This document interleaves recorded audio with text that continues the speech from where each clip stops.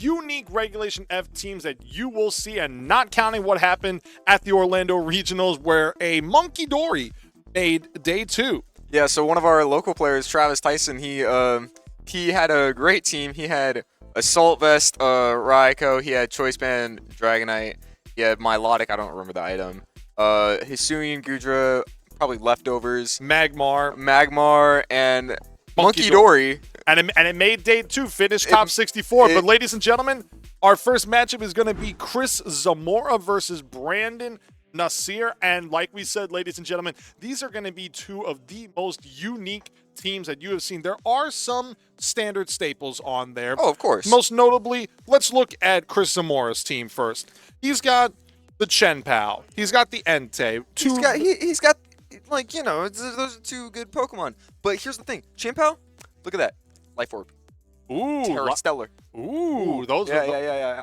Choice Banded, Terra Normal, Entei with Extreme Speed. A base 115. It hits like a truck. It's just like Dragonite. Exactly. But it's better. Ogerpon Wellspring. Not bad. Water Absorb, Horn Leech, Spiky Pretty Shield. standard stuff. Pretty standard set. Look at that Tornadus, you know, the Covert Cloak with Rain Dance to help with that Ogerpon. Pretty standard stuff. And the Porygon 2, one of the standard Porygon 2 sets. It's a standard Porygon 2 set. You know, it's not the most often Pokemon, but you see it and you're not too surprised that you see it. Pawmot, though. Yeah. When's the last time you saw a Pawmot? Oh, gosh. 2022, honestly. Like, I barely even saw it in early 2023. I barely saw it either. Like, I mean, and don't get us wrong, ladies and gentlemen. Pawmot with that Terra Electric Double Shock, it does not lose the electric typing, so it can just spam that move. It's good. But and now we're looking at Brendan Nasir, and he's got Terra Water Screamtail Booster Energy with Disable and Encore. Even with the Howl Boost to potentially help the Chien-Pao and the Entei. And the Dragonite. He's got so much things going on for him. He's got the Pal Knight Entei core, and then he's got like Wellspring. Wellspring is usually a common add-on to that core just because it rounds them out so well. And honestly, when we look at the teams, they are sort of similar. They both, like we said, they both have the Chien-Pao. They both have an Entei that's Terra Normal.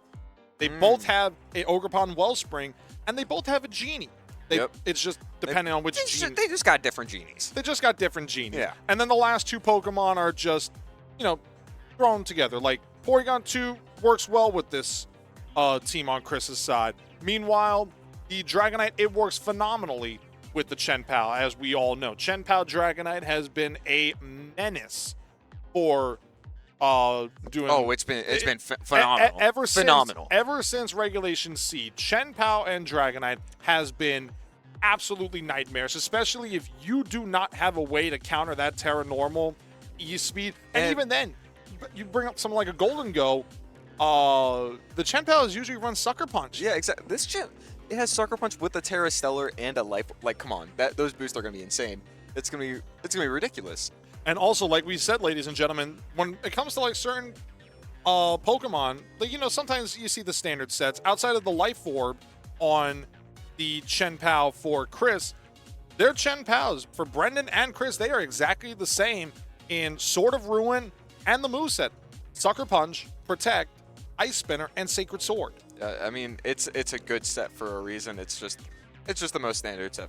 You know, it's honestly like all 3 of their Pokemon. Look at the Entei. They both have Sacred Fire, Extreme Speed, Stomping Tantrum, and Snarl with Terra Normal. Yep. The Ogerpons, Ivy Cudgel, Horn Leech, Follow Me, Spiky Shield.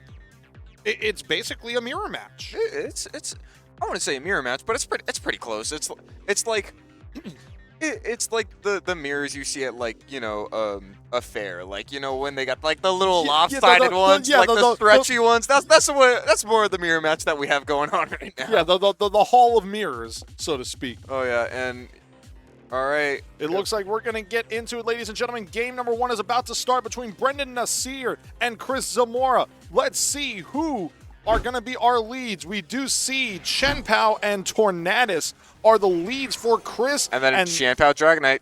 Solid picks. I mean, solid picks for both sides. And we do see the Chien-Pao on both sides of the field. However, we have to remind you, ladies and gentlemen, just because there are 2 Chien-Paos on the field, that does not stack the Sword of Ruin defense I drops. have only found that out recently, and I'm embarrassed to say that, but that's okay. So honestly, and it Chris's Chien-Pao, it can't avoid an extreme speed. It cannot avoid an extreme speed because I mean the only way it can is with protect. And here's the thing, I don't think it can one. I mean honestly, I don't think it can one shot. But if it could, it's not prevented by that focus sash. You know, it's like we're just in solid positions and. Oh wow, it might honestly be going for that extreme speed one shot with the Terra Normal coming out. We do see the Terra Normal has activated on the Dragonite, getting a nice diamond ring on top of its head. But the Chien-Pao, Protect, yep. Chien-Pao opts to go for Protect here, potentially scouting out that extreme speed, which does go into that Chien-Pao. So now what? The Tornadus goes for the Tailwind. Tailwind comes out, and now Tornadus and Chien-Pao will be the fastest things on the field outside of that extreme Ice Spinner, speed. that's probably a one-shot going into that Tornadus. Yep, that is a one-shot. Tornadus goes down, but it does what it needed to do. It gets the Tailwind set up for Brendan, for Chris's side. Yeah, it's. I mean, that's kind of all you need in most of these cases. Like, it's just if you get that.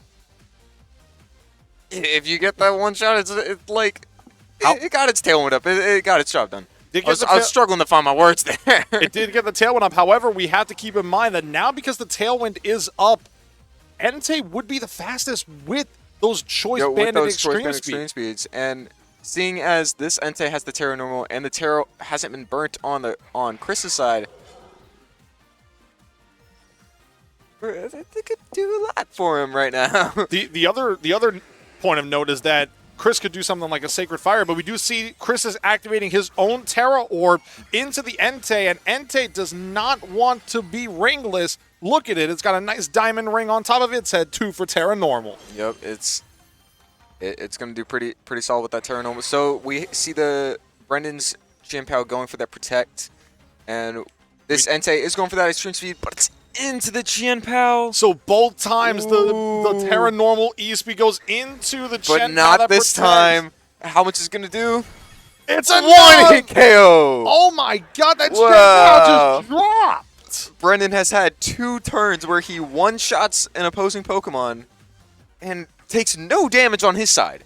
I just want to keep that in mind. Like, that is crazy, but in comes the Porygon 2 on Chris's side, and it does get a special attack raise 2 on the download. That is really good for Chris to get, but honestly, with this start, it might be too little too late because it's just Brendan just has a commanding lead right now. It doesn't even know the last Chris doesn't even know the last 2 Pokemon on Brendan's side.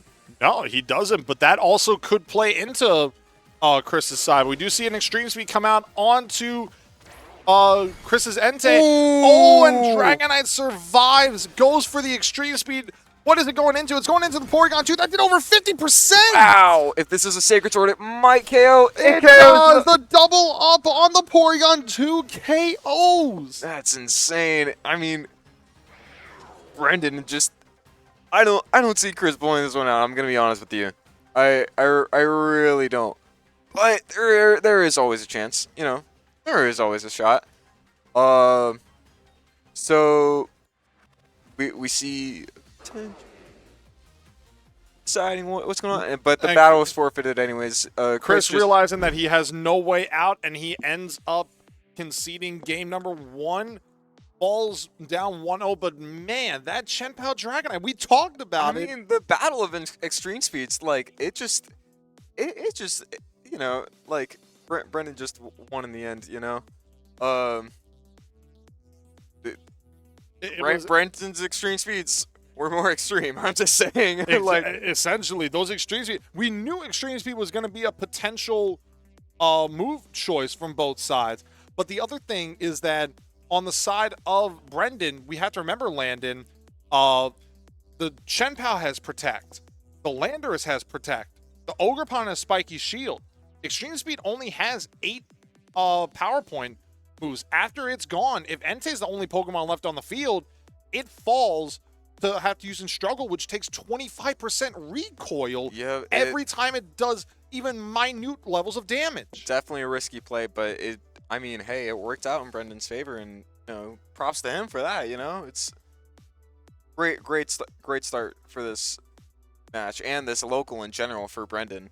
Absolutely. I mean, and he didn't even have to bring the Scream Tail for that They battle have too. to bring this Scream Tail that we were talking about, and we haven't seen the palm on it that I was so excited to see personally. I was too. I'm hoping that we can see the Palmon. I mean, who knows? Maybe that call will come in and he'll be like, you know what? You know what I need? I need my Palmon. Like I think we need to see the I think we need to see the Palmon here. it would go kind of crazy. I'm just saying. It would be really awesome to see, because also if Chris is able to bait out that Terra Normal again on Dragonite, he can just go for a close combat and just one shot. It's pretty solid. Pretty solid call to make. We're about to get into game number 2 here, ladies and gentlemen. Will Brendan be able to win 2-0, or will Chris be able to force a game number 3? We see a little bit of a switch up here on the side of Chris. He's actually leading with the Porygon 2 and the Entei this time. And meanwhile, Brendan leads. Porygon is going to be getting that special attack boost. Chris has a much nicer start than he did last time, I would say. I would agree with that, because when we look at Chris's side, I mean, switching it up by going with the Porygon 2 and the Entei instead of leading with the Chien-Pao and the Tornadus here might actually help Chris out. Yeah, I mean, if Brandon goes for the same double up that he did last game with the Sacred Sword and the Terra Normal Extreme Speed, if he does that, it'll take out that Porygon in one turn. But we gotta remember that Porygon still can go for that Terra Poison to resist that Sacred Sword.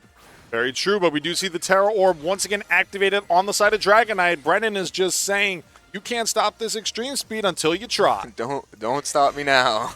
It's like these extreme speeds are extreme for a reason, and is it gonna make the call with the Terra Poison? Chris has activated his Terra Orb. Yep, it is and into the he did. Porygon 2, and this Porygon 2, this duck, it has become very toxic, as evidenced by a skull and crossbones on top of its head. Hey, whatever works. So we do see the extreme speed come out onto the Dragonite, into the Porygon 2, still does 50%. it's so insane. But the Sacred Sword not gonna do anything to that Porygon. Sacred Fire. And Oh, a one-hit KO! Wow, Wow! Dragonite is down on the one-hit knockout from that Sacred Fire. That's insane. Ladies and gentlemen, that is the downside of terastallizing out of the normal. Terra Blast, Terra Poison, Terra Blast coming in onto that Chien-Pao. How much is gonna do with the special attack was decent amount of damage, just over 50%. But you have to remember that, ladies and gentlemen, that is what is so important about the terastallization. By Brendan terastallizing his Dragonite into Terra Normal, he turned off his weakness or his resistance from fire types and made it a neutrality. Then you add on the Sword of Ruin defense drop, and that Sacred Fire with the Choice Band, all those defense drops. Wonderful call by Chris in the end. Like, getting that Sacred Fire off and for a one-shot, it was fantastic. And now we're seeing Chris potentially making another call with the switch into the Ogerpon. So we see Ogerpon, a switch up on Chris's side. So if Landorus goes for that, a double switch. So now we're going to know all 4 of the Pokemon on Chris's side for the Chien-Pao. Awesome. That is a good play on Chris's side. Brings out the Chien-Pao here, and also no Palmont, man. no Palmont in game number 2. No Palmont in game number 2. True. So there is something to note there. We do see an Earth Earth Power Power gonna be resisted into the Ogerpon slot here. However, we have to remember, ladies and gentlemen, this is a Life Orb Chien-Pao on the side of Chris Zamora. So a Sacred Sword here, depending on whose Chien-Pao is faster, that might come down to maybe an Adamant versus Jolly on Chien-Pao. That's true. It very well could be. But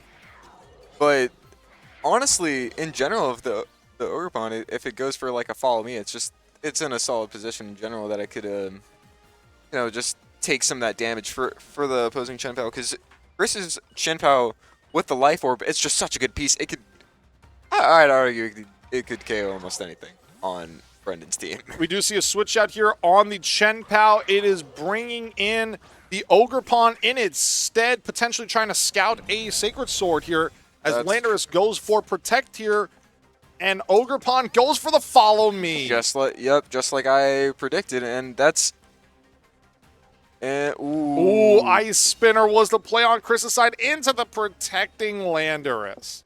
But now, this is going to be a very interesting decision here because a Follow Me could come out on the side of Brendan to potentially take any Ivy Cudgel, but conversely, Chris could go for something like a Horn Leech maybe into that slot. That's true. It's really just like we're at a mind game point in this in this game too right now, and like what a round one to have with these mind games with Qian Pao. Usually you're just attack with Qian Pao, but there's a lot of mind games going on.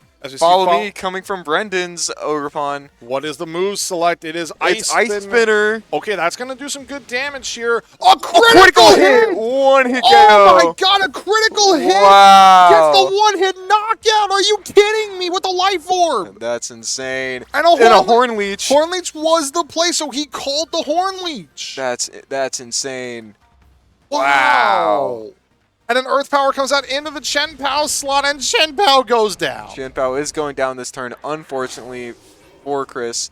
But Chris does still have 2 Pokemon in the back, one of them with an extreme speed. I think that's pretty solid. I think you're right here, because if we look at it, all that's left on the side of Brendan are 2 Pokemon that are under 50% health in the Landorus and the Chen Pao. I think both of them are at 46 HP, actually. Yep, both of them are at 46 HP. That is crazy. So How funny. often do you see something like that happen? Not very often. I'll tell you that, but that's... Wow, this is a pretty solid game one right now. You want to talk about a crazy turn of momentum right there in game number 2, ladies and gentlemen, because the Landorus, if you know your damage counts, ladies and gentlemen, Landorus can never outspeed. Ooh, extreme speed taking out that Qian Pao. So now it's just the Landorus. And the Horn Leech coming from Ogerpon, that will seal the game 2 for Chris and Mort. We're going to a game 3 in round 1. We're going to a game 3. That is an insane turn of events. That Ice Spinner of the Life Orb Ice Spinner, Landon. What a crazy turn of events. Well, I mean, I've seen Life Orb Qian Paos with success. I mean, I lost the one in San Antonio. They're good. They're good. They are good. It's just you don't normally see them often because it's not the safe play is what I would call it, you know? Yeah. You wouldn't expect the safe play coming out of a Chen Pao. You just want to go offense with that Chen Pao. Just hit things hard.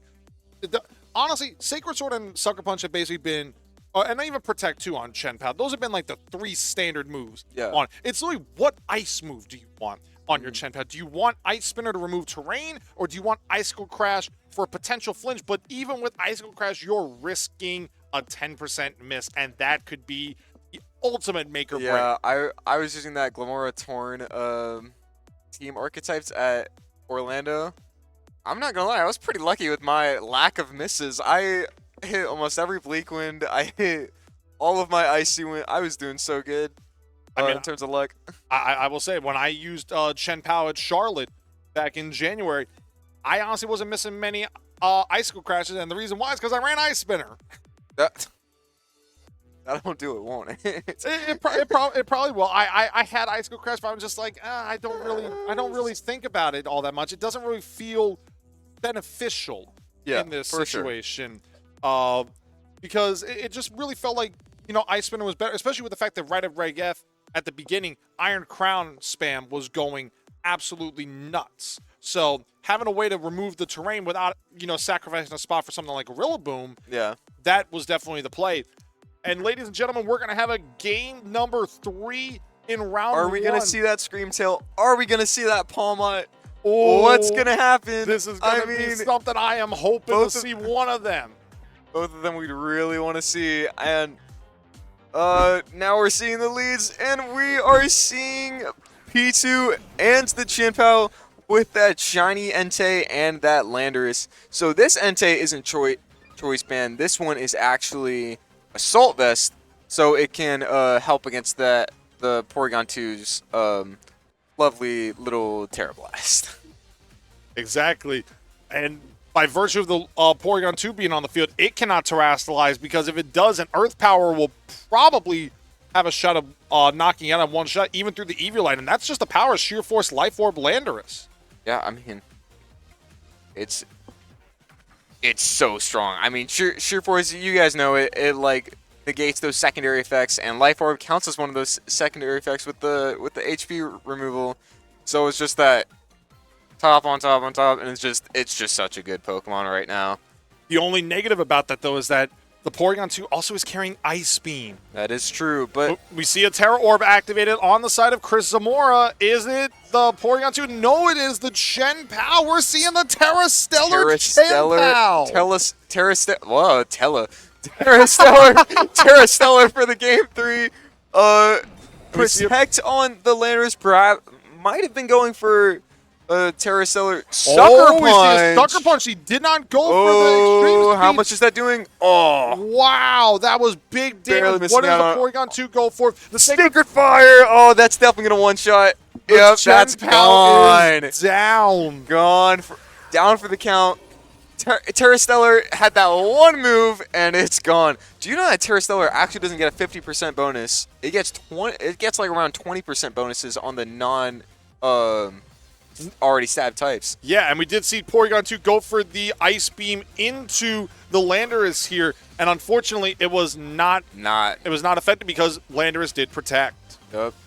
And so now this Landorus doesn't have the Terra Poison. It actually has the Terra Steel, and that could actually help, resist those Ice Beams. And I think the reason he didn't Terra last turn is because he was anticipating that Sacred Sword.